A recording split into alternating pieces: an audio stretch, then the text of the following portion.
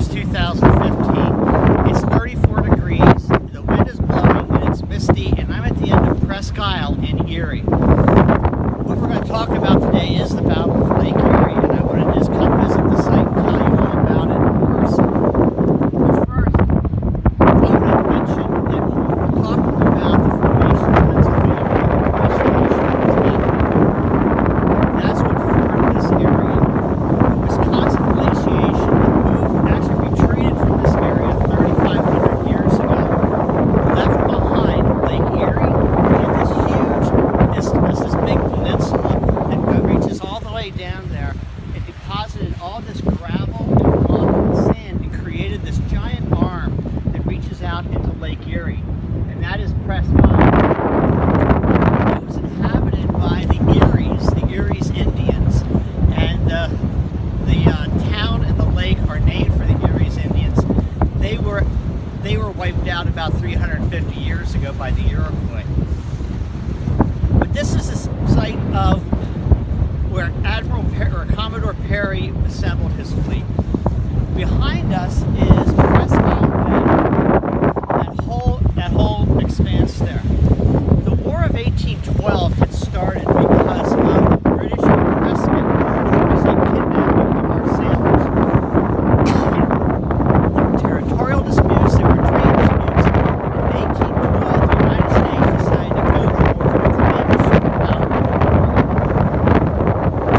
And the war was to be fought on three different sides. It was fought on the north between the United States and the Canadian border, on the east along the mid-Atlantic, and the south or along the Gulf of Mexico. The north was important. The United States at one point believed that they'd be able to take over Canada and take it from the British. And Thomas Jefferson incorrectly thought that all we'd have to do is march over there and take it.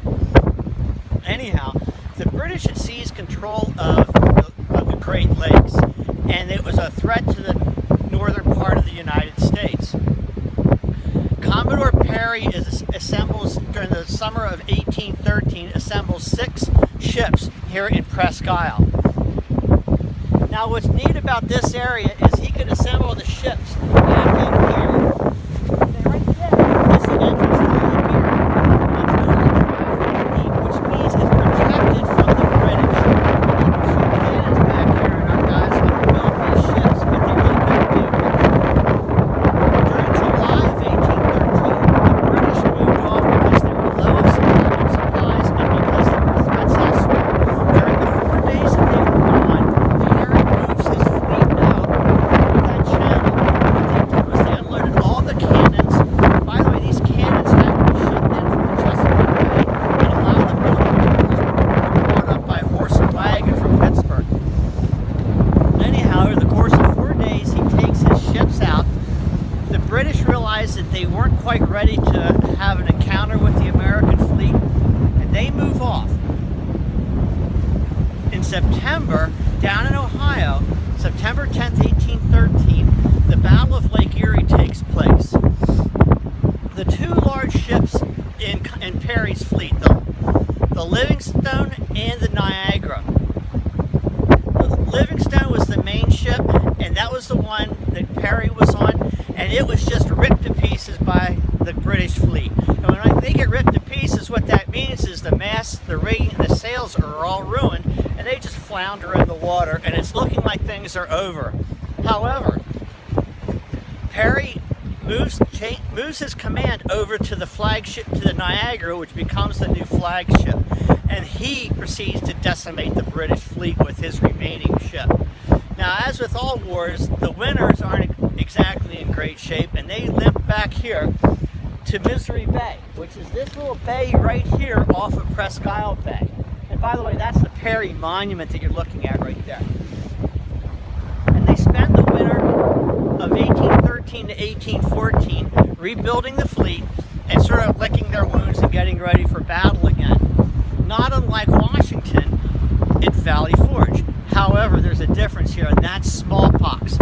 The men are all beset by smallpox. It tears through the fleet, and Perry sets up quarantine ships here in Misery Bay. As the men are dying, right on the other side of Misery Bay is a little area area that is today known as Graveyard Pond, where he would throw the bodies. Not just the dead bodies, but the bodies of sailors who were about to die were thrown in that pond to die. And to today, in Graveyard Pond over there, entombed within the mud and silt that has accumulated over 2 centuries, are the bodies, the remains of dozens of sailors that died from smallpox. But the end of the story is important. We had secured Lake Erie, we had protected the